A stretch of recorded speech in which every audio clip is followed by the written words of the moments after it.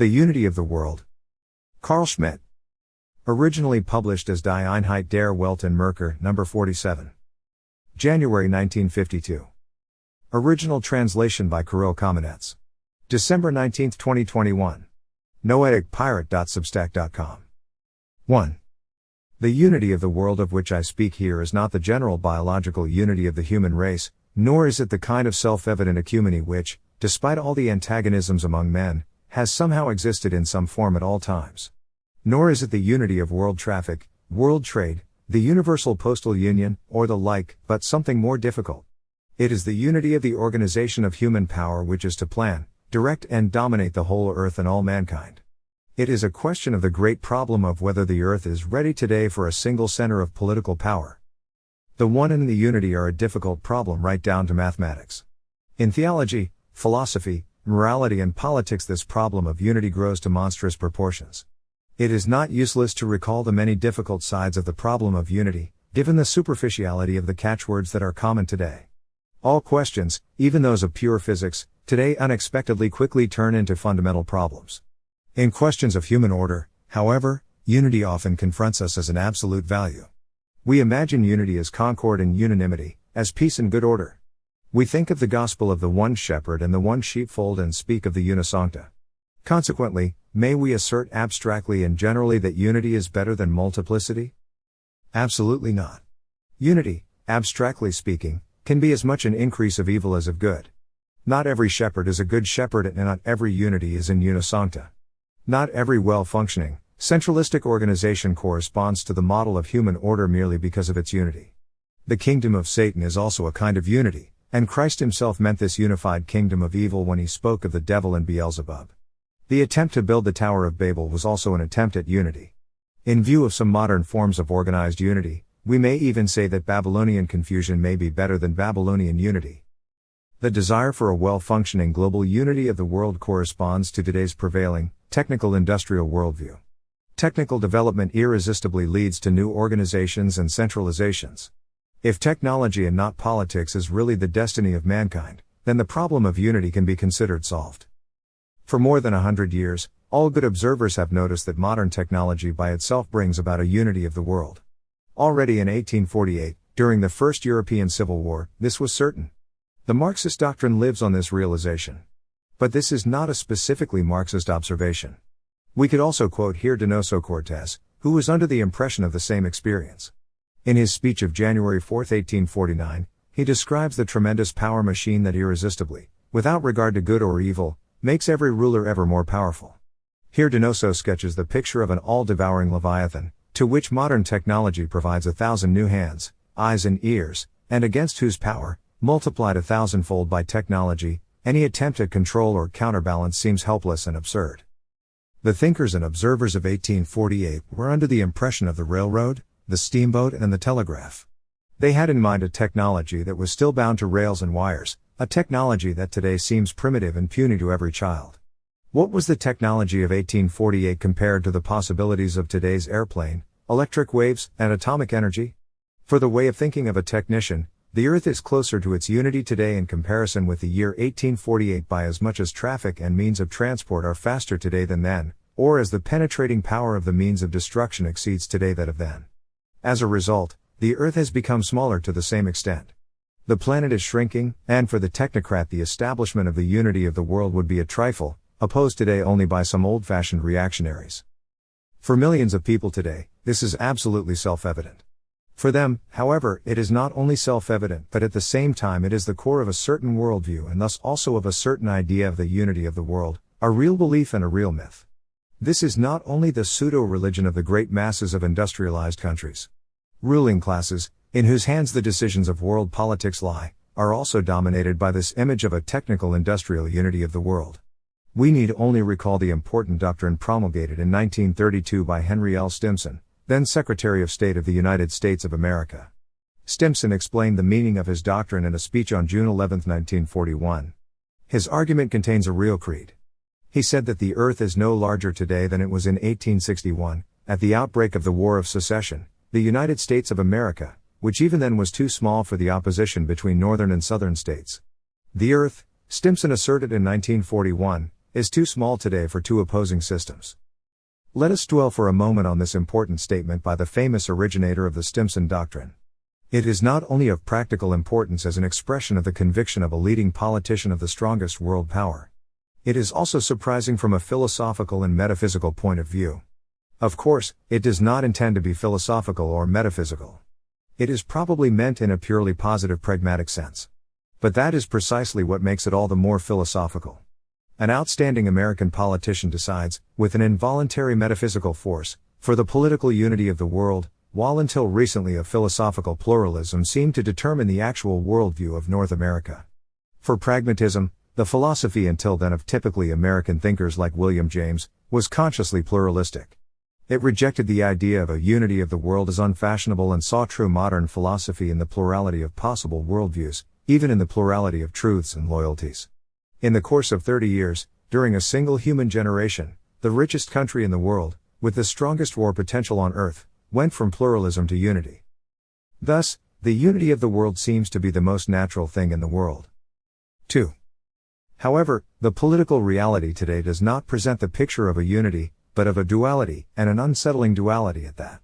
Two huge partners are hostile to each other, forming the antithesis of West and East, of capitalism and communism, contradictory economic systems, conflicting ideologies, and completely different, heterogeneous types of ruling classes and groups. Their enmity is expressed in a mixture of cold and open war, war of nerves and war of arms, diplomatic war of notes, conferences and propaganda. The dualism of two fronts emerges here as a clear distinction between friend and foe. If unity in itself is something good, duality in itself is something evil and dangerous. Binarius numerus infames, says Thomas Aquinas. The duality of the contemporary world is indeed in itself evil and dangerous. The tension is felt by everyone as intolerable, as a transitional state unsustainable in itself. The intolerability of such dualistic tension urges a decision from within. Perhaps the tension nevertheless lasts longer than most people expect. The pace of historical events has a different measure than the nerves of human individuals, and world politics takes little account of the individual's need for happiness. Nevertheless, we cannot escape the question of where the resolution of the dualistic tension is headed. For the general tendency towards the technical industrial unity of the world, today's duality is only a transition to unity, the last round in the great struggle for the unity of the world. This would mean that the survivor of today's world duality would be the only master of the world tomorrow. The victor would realize the unity of the world, of course under his point of view and according to his ideas. His elites would represent the type of the new man. They would plan and organize according to their political, economic and moral ideas and goals. Whoever believes in a technical industrial unity of the world, which is already taken for granted today, should remain aware of this consequence and should keep in mind the image of the one prince of the world quite concretely. But the final global unity, which would occur through a complete victory of one partner over the other, is by no means the only conceivable way to end the tension of today's duality. The fronts of today's West and today's East form a dilemma in which the entire contemporary world is by no means exhausted. The either-or of today's duality of the world is much too narrow for the whole humanity to be absorbed in it. Both hostile camps of today's West and today's East taken together are still far from being the whole of mankind. We have just quoted the statement of the American Secretary of State Stimson in 1941, according to which the whole Earth today is no larger than the United States of America at the outbreak of the War of Secession in 1861. To this statement it was replied years ago that the whole Earth will always be larger than the United States of America. Let us add that it will always be bigger than the present communist East and even than both of them together. No matter how small the Earth has become, it will always represent much more than the sum of the points of view and horizons under which the alternative of today's world dualism is posed. In other words, there is still a third factor, and probably not only one but several such third factors. The purpose here is not to discuss the many different possibilities that are conceivable and practical. That would result in a political discussion of questions such as the position and significance of China or India or Europe, the British Commonwealth, the Hispano-Lusitanian world, the Arrow Bloc, and perhaps other, unexpected approaches to a plurality of great spaces. As soon as a third force appears, the way to a majority of third forces opens very quickly, and it does not remain with the simple number of three. For here the dialectic of all human power is revealed, which is never limitless, but involuntarily promotes the forces which will one day set the limit to it.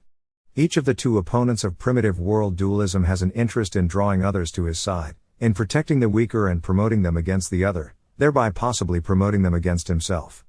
Here, too, it is in the nature of these manifold bearers of a third force that they exploit the opposites of the two great partners for themselves and do not need to be overwhelmingly strong themselves in order to hold their own. I am not speaking here of neutrality or neutralism. It is misleading to confuse the problem of the third force with that of neutrality or neutralism, however much they may touch and occasionally overlap. The possibility of a third power means, numerically, not a simple trinity, but a multiplicity, the breaking up of a real pluralism. This means, at the same time, the possibility of a balance of powers, a balance of several great spaces, which create among themselves a new international law, on a new level and with new dimensions, but also with some analogies to the European international law of the 18th and 19th centuries, which was also based on a balance of several powers and thus received its structure. In the Jus Publicum Europaeum, too, there was a unity of the world. It was Eurocentric, but it was not the central power of a single master of the world. Its structure was pluralistic and allowed for the coexistence of several political magnitudes that could consider each other not as criminals but as bearers of autonomous orders. The hostile duality of the world is therefore as close to a trinity and therefore to a plurality as to a final unity. The odd numbers, 3, 5 etc. have the preference here, because they are more likely to create a balance than the even numbers. This means at the same time that they make peace more possible. It is quite conceivable that today's duality is closer to such a plurality than to a final unity and that most combinations of the one world prove to be hasty. 3. The hostile tension, which belongs to the duality, presupposes dialectically a commonality and with it again a unity. The Iron Curtain would be meaningless and no one would bother to organize it if it were only to separate internally unrelated spaces from one another. The interpretation of the Iron Curtain given by Rudolf Kastner, Merkur, April 1951, means the separation of existence and non-existence, of existence and idea. It presupposes, however, that on the horizontal, the political level the separation takes place within a common ideology. The common ground lies in the world and history view of both partners of world dualism. Just as the world struggle between Catholicism and Protestantism, between Jesuitism and Calvinism in the 16th and 17th centuries presupposed the commonality of Christianity, and only this unity produced the terrible enmity, so today the unity of a historical philosophical self-interpretation underlies the duality. Our diagnosis of the present world situation would be incomplete if it ignored the historical self-interpretation of the partners of world dualism. Only there is to be found the unity which makes their duality dialectically possible. More than any other quantity, self-interpretation is an element of the world situation today. Faced with the problem of the unity of the world, every historically acting person is forced to make both a diagnosis and a prognosis, which does not concern mere facts. Even the most sober political calculator interprets the statistical information he receives, interpreting it in a historico-philosophical sense. All people who plan today and try to bring large masses behind their planning are engaging in form of philosophy of history. The problem of the unity of the earth and that of today's world dualism thus becomes a problem of the historical philosophical interpretation of the world. At all times people have been led by religious, moral or scientific convictions, which also contain certain ideas about the course of history. But the age of planning is in a special sense that of the philosophy of history. Whoever plans today must at once supply the people whom he seeks to bring behind his planning with a tangible philosophy of history. In this respect, the philosophy of history has an extremely practical and effective meaning today. It is an indispensable part of the planning process. This obviously applies to today's communist East. The East has a firm goal directed to the unity of the earth and its submission to the world historically legitimized prince of this world. Its idea of unity is based on the doctrine of dialectical materialism, which has been elevated to a collectivist creed in all forms. Dialectical materialism, the core of Marxism, is, in a specific and even exclusive way, philosophy of history. It preserves the structure of the philosophy of Hegel, i.e., of the only developed historical philosophical system of world history so far. Now this Hegelian philosophy is apparently idealistic, it sees the goal of mankind in the unity of the spirit returning to itself and the absolute idea, not in the material unity of an electrified earth. But the methodical core, the dialectical movement of world history, can also be put into the service of a materialistic conception of the world. The opposition of materialism and idealism becomes insignificant when all matter becomes radiation and all radiation becomes matter. All the many plans of the East, beginning with the first famous 5-year plan, the almost mythical Peidelka of 1928, have their superiority over other plans in that they are constructed into a dialectical movement that is to lead to the unity of the world. This is neither ontology nor moral philosophy, but the assertion of the correctly recognized, quite concrete course of the historical development in which we stand today. Marxism, and with it the whole official credo of the Communist East, is philosophy of history in the most intensive degree. This is the basis of its fascinating effect, which forces even the opponent of this system to reflect on his own historical situation and his own conception of history when he comes into contact with this dangerous enemy. Here, in the East, the connection between the unity of the world and concrete philosophy of history is palpable. What does today's West, led by the United States of America, have to counter this philosophy of history? It certainly does not have such a closed, unified worldview. Today, Arnold Toynbee, the scientific advisor employed at the UN, is probably the best-known philosopher of history in the West. His theory is, of course, not an official credo, but his view and perhaps even more his mood are nevertheless to a great extent symptomatic of the world historical self-interpretation of leading strata and elites of the Anglo-Saxon West. This is in any case remarkable, given the great importance attached to the view of history held by leading groups. And what is the historical picture that emerges from the work of the famous English historian? We do not need to repeat here the often presented content of his work. The decisive point is that, according to Toynbee, a number of advanced civilizations of mankind arise, grow, break apart and pass away, and that in our present civilization we may console ourselves with being able to become Christian again and actually still have a lot of time ahead of us, in view of the enormous periods of time with which history, as Toynbee conceives it, tends to work. This is a weak consolation, which does not even give a specifically Christian view of history. Add to this the fact that many Anglo-Saxon scholars see the rapid population increase in the Eastern world as the real cause of war and have nothing to offer as a remedy but birth control, and the West's historical self-interpretation appears weak and feeble. After all, it would be bad if behind the dualism of today's world there was nothing else than the opposition of birth control and animus procreandi, so that every newborn child would immediately be born as an aggressor and would be included in the system of modern criminalizations. I do not wish to offend any admirer of Toynbee or Julian Huxley by saying this. Furthermore, I do know the criticisms and doubts about the ideology of progress that have been expressed by leading Anglo-Saxon writers. But all this does not alter the overall ideological picture of a West whose core, insofar as it still has world historical force, is also historical philosophical, namely the Saint Simonist historical philosophy of industrial progress and planned humanity, with all its numerous variations and popularizations from Auguste Comte and Herbert Spencer to the perhaps more skeptical writers of today. The great masses of the industrialized West and especially of the United States of America have an infinitely simple and massive philosophy of history. They carry on the faith in progress of the 19th century in a crude form, without caring for the refinements of cultured Englishmen. These masses have a religion of technicity, and every technical progress appears to them at the same time as a perfection of man himself, as a direct step to the earthly paradise of the one world. Their evolutionist creed constructs a straight line of the ascent of mankind. Man, biologically and by nature an exceedingly weak and needy being, creates for himself through technology a new world in which he is the strongest, even the sole being.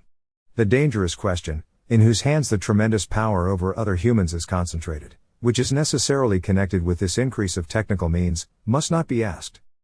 This is unchanged the old belief in progress and infinite perfectibility, but increased by modern technology. It was born in the Enlightenment of the 18th century. At that time, in the 18th century, it was still the philosophical belief of some leading groups and elites. In the 19th century, it became the creed of Western positivism and scientism.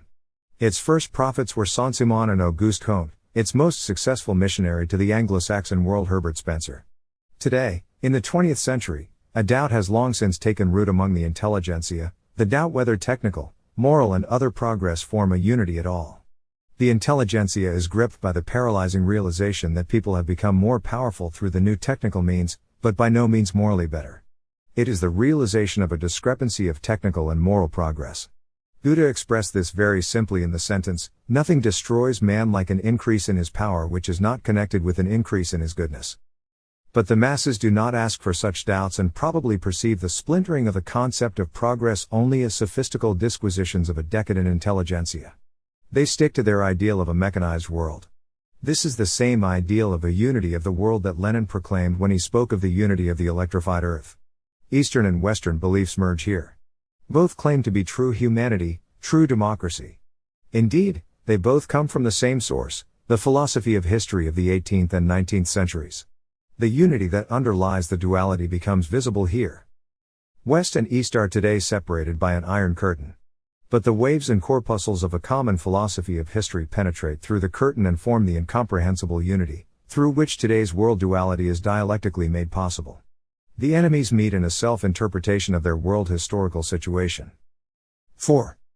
Does it follow from this invisible commonality of a philosophical view of history, piercing the iron curtain, that today's dualism is closer to the final unity of the world than to a new plurality? If there were no other view of history for us today than the philosophical program of the last 2 centuries, the question of the unity of the world would indeed have been decided long ago.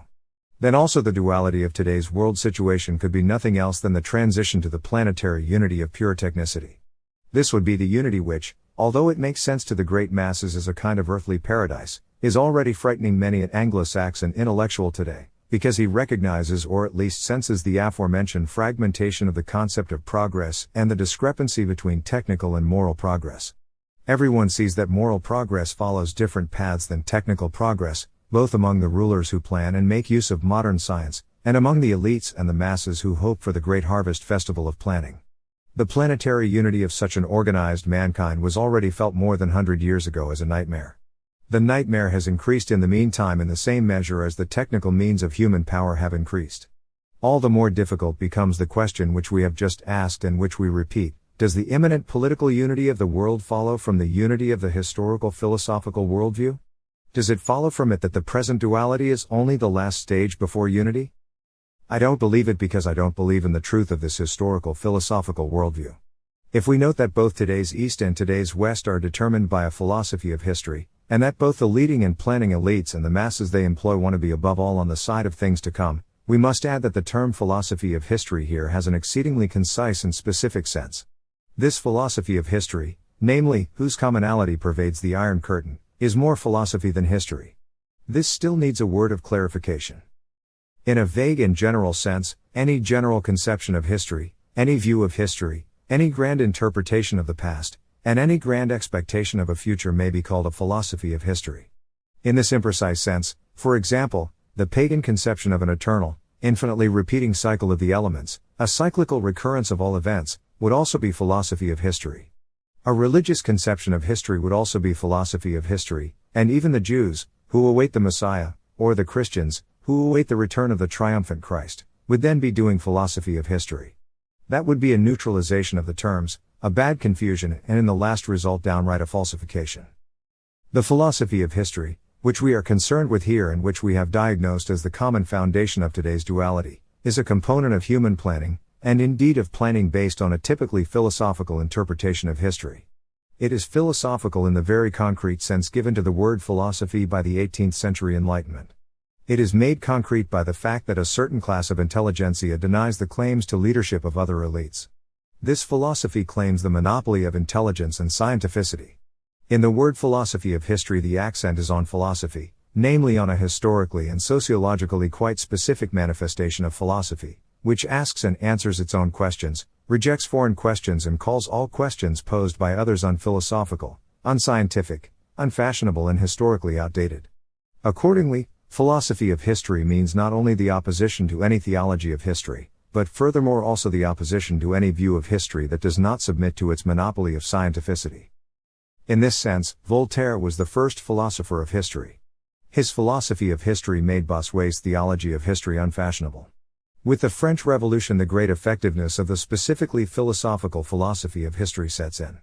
Law is now what serves progress, crime what stops it. The philosophy of history becomes historically powerful. It glorifies the one who is right in its sense and criminalizes the one who falls behind. It gives courage to global planning. However, it soon turns out that it is not the philosophers who plan, but the planners who use science and intelligence. The East, in particular, has seized Hegel's philosophy of history no differently than it has seized the atomic bomb and other products of Western intelligence in order to realize the unity of the world in the sense of its planning. But as the earth remains greater than the dilemma of dualistic questioning, so history remains stronger than any philosophy of history, and therefore I consider the present duality of the world not as a preliminary stage of its unity, but as a passage to a new multiplicity.